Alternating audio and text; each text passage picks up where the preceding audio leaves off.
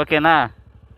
ಹಾಂ, ಹಿಂಗೆ ಹೋಗ್ಬೇಕಾ? ಸರಿ, thank you very much address ಹೇಳಿದ್ಕೆ.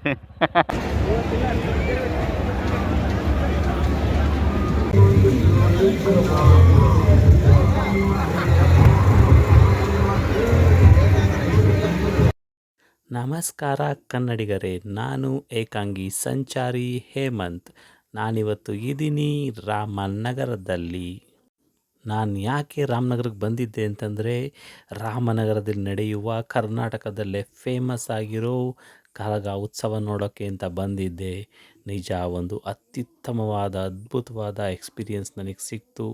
So ಅದ್ರ ಬಗ್ಗೆನೇ ಹೇಳ್ತೀನಿ. ಹಾಗೇ ನಾನಿವತ್ತು ರಾಮನಗರದಿಂದ ಕುಣಿಗಲ್ ಮಾರ್ಗವಾಗಿ ಯಡಿಯೂರನ್ನು ಬಳಸಿ ನಮ್ಮೂರು ಮಾಯಸಂದ್ರಕ್ಕೆ ಹೋಗ್ತಾಯಿದ್ದೀನಿ. ಹಾಗೆ ಬನ್ನಿ, ನಿಮಗೆ ದಾರಿ ಪರಿಚಯ ಮಾಡಿಸ್ತಾ ಸಾಗ್ತಾ ಜೊತೆಲಿ ಕರ್ಕೊಂಡು ಹೋಗ್ತೀನಿ.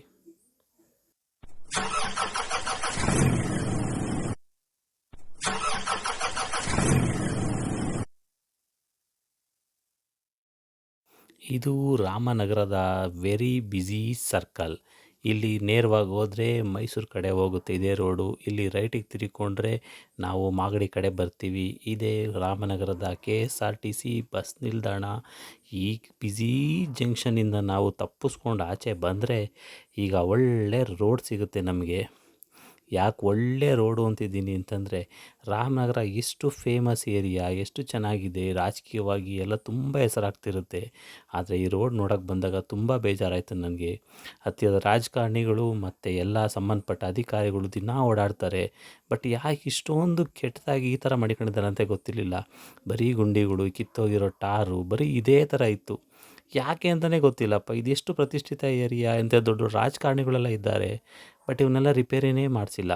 ಅಂತೂ ದೇವಸ್ಥಾನವೇ ಇದೆ. ಈ ದೇವಸ್ಥಾನ ಸರ್ಕಲಲ್ಲೂ ಅಷ್ಟೇನೆ ಓಡಾಡೋಕ್ಕೆ ತುಂಬ ಕಷ್ಟ ಇದೆ. ನೋಡಿ, ಮಳೆ ಬಂದೆಲ್ಲ ಎಷ್ಟು ಕಷ್ಟಪಟ್ಟು ಓಡಾಡ್ತಿದ್ದಾರೆ. ಆದರೆ ಸಿಟಿ ಒಳಗೆ ತುಂಬ ಕಷ್ಟ ಇದೆ. ಆದರೆ ಸಿಟಿಯಿಂದ ಆಚೆ ತುಂಬ ಆರಾಮಾಗಿದೆ ರೋಡು. ಸೊ ಏನಂತ ಕಷ್ಟ ಇಲ್ಲ ಓಡಾಡೋಕ್ಕೆ, ಚೆನ್ನಾಗಿದೆ, ವಿಶಾಲವಾಗಿದೆ ರೋಡು. ಬಟ್ ಸಿಟಿ ಒಳಗೇ ತುಂಬ ಹಾಳಾಗಿದೆ. ಯಾಕೆ ಅಂತಲೇ ಗೊತ್ತಿಲ್ಲ.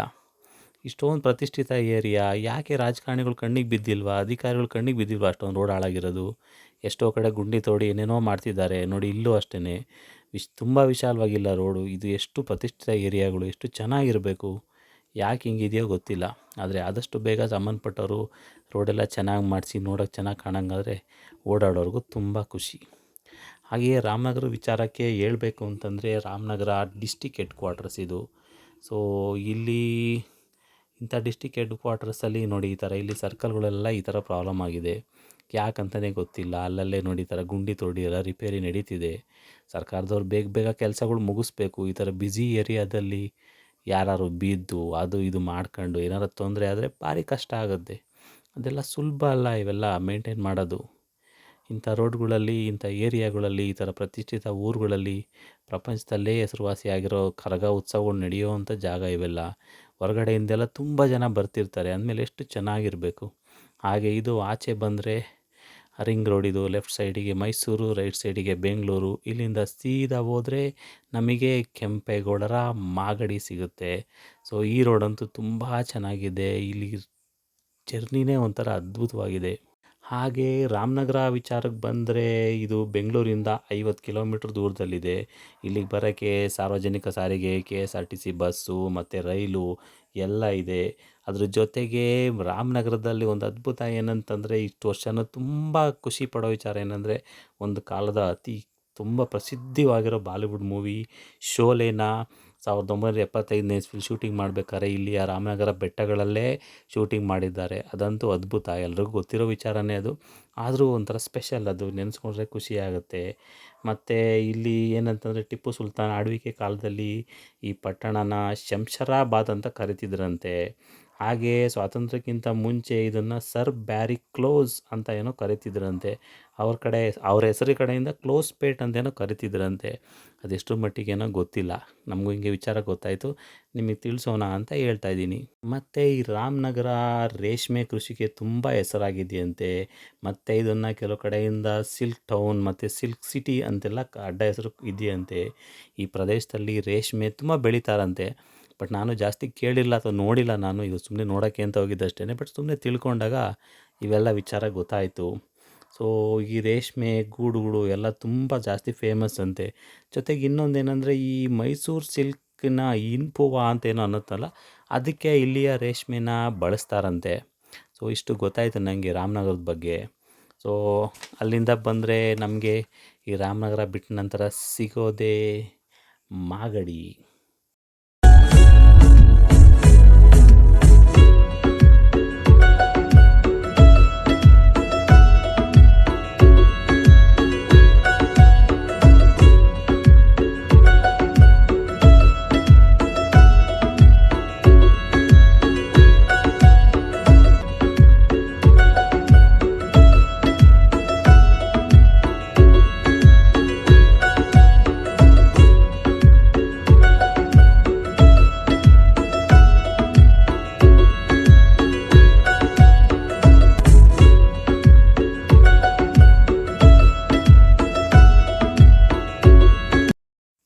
ನೋಡಿದ್ರಲ್ಲ, ರಾಮನಗರದಿಂದ ಮಾಗಡಿಗೆ ಹೋಗೋ ದಾರಿ ಎಷ್ಟು ಚೆನ್ನಾಗಿದೆ ಅಂತ.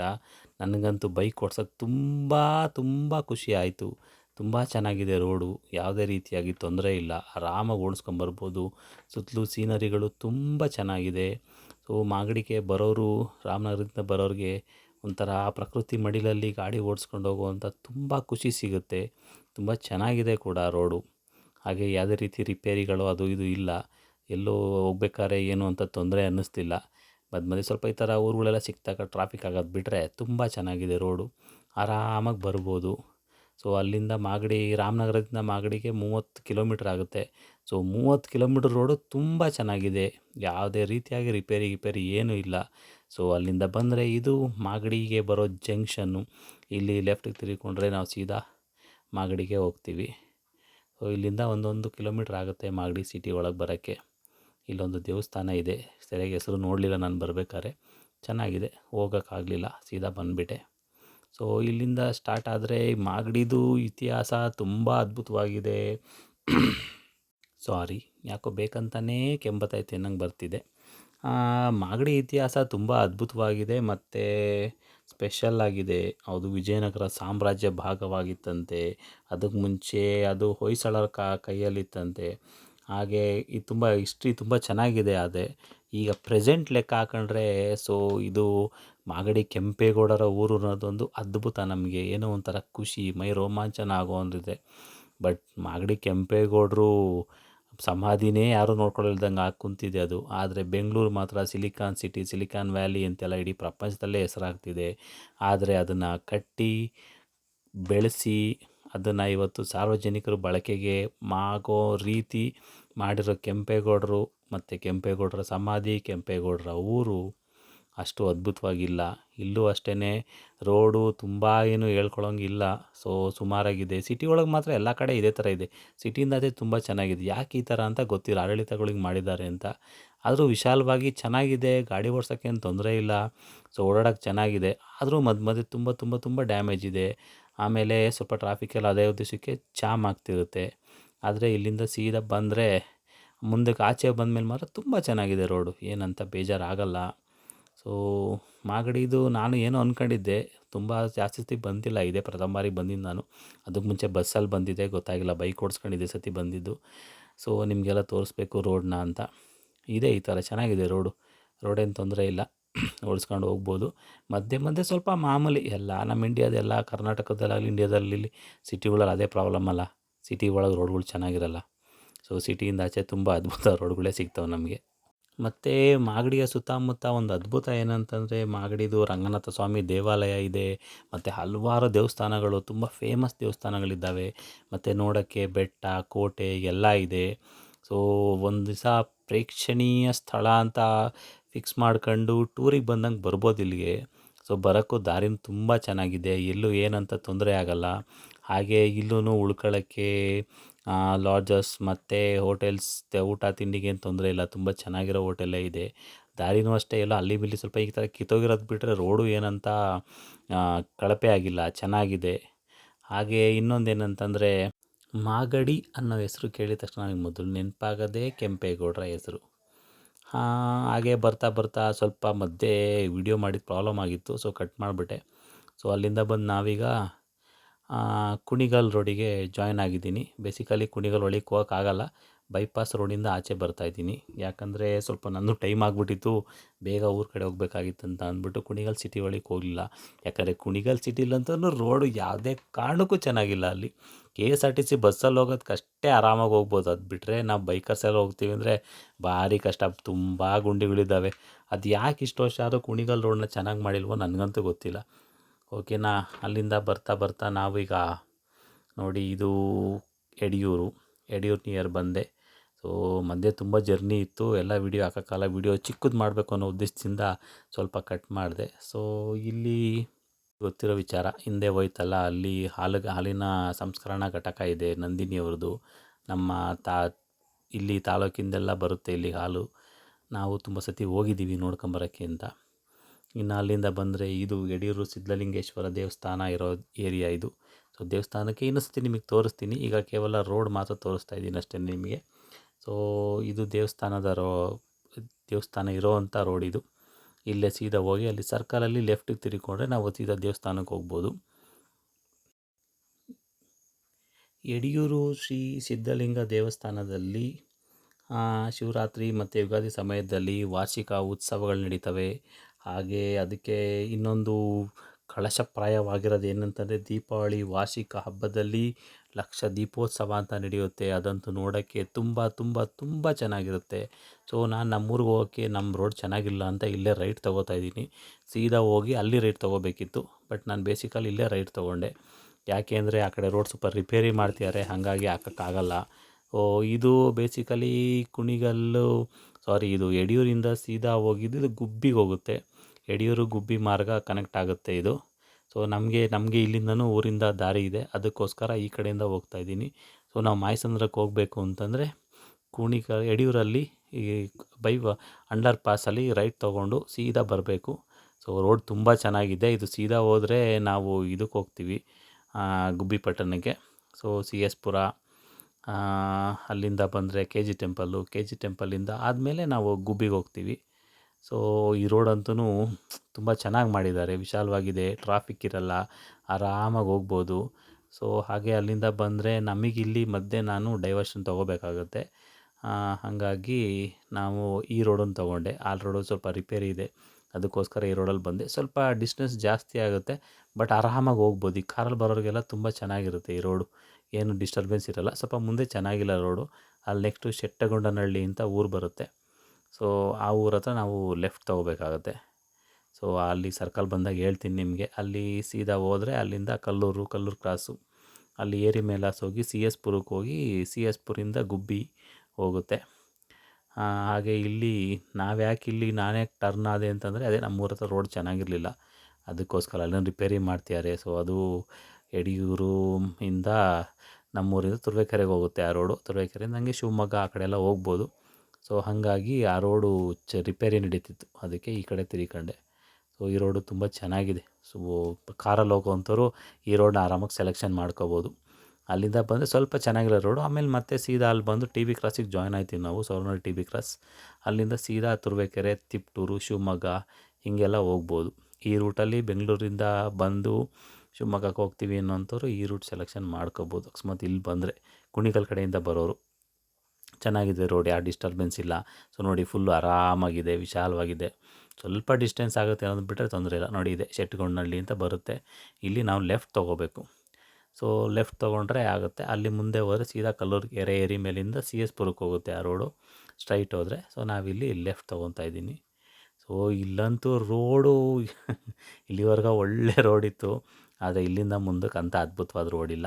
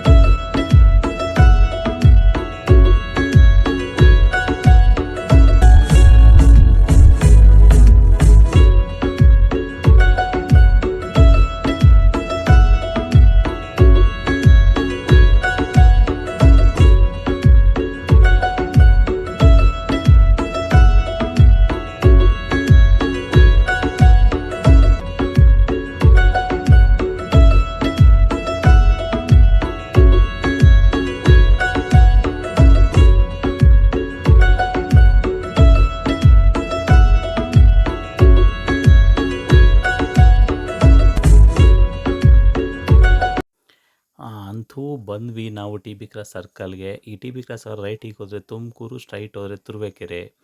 ಸೊ ಇಲ್ಲಿ ಲೆಫ್ಟ್ ತೊಗೊಂಡ್ರೆ ನಾವು ನಮ್ಮೂರು ಮಾಯಸಂದ್ರದಿಂದ ಮುಂದಕ್ಕೆ ಹಾಗೆ ಅದು ಮೈಸೂರು ರೋಡಿಗೆ ಹೋಗುತ್ತೆ.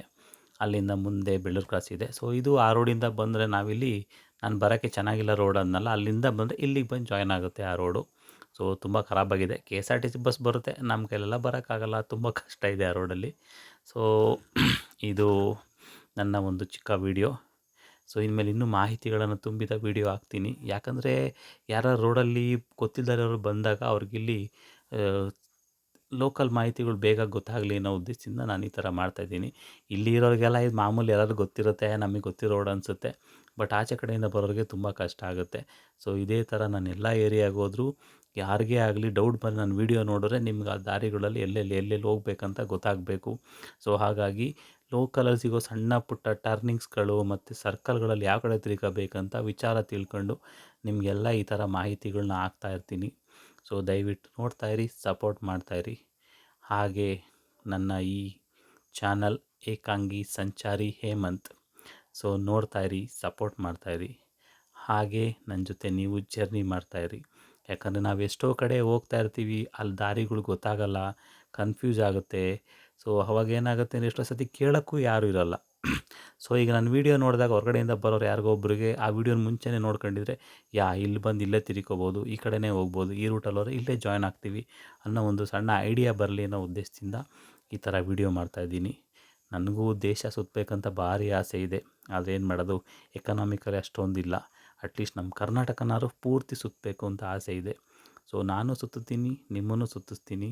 ನನ್ನ ಜೊತೆ ನೀವು ಜರ್ನಿ ಮಾಡ್ತಾ ಬರ್ತಾಯಿರಿ.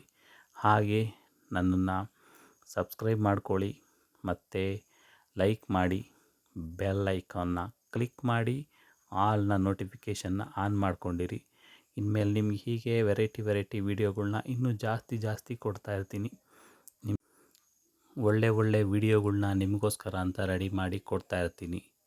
ಸೊ ನೋಡ್ತಾಯಿರಿ, ಸಪೋರ್ಟ್ ಮಾಡ್ತಾಯಿರಿ. ಹಾಗೇ ನಮ್ಮ ಜೊತೆ ಜರ್ನಿ ಮಾಡ್ತಾಯಿರಿ. ನಾನು ಮಾತಾಡ್ತಾ ನಮ್ಮೂರು ತಲುಪೇ ಬಿಟ್ಟೆ.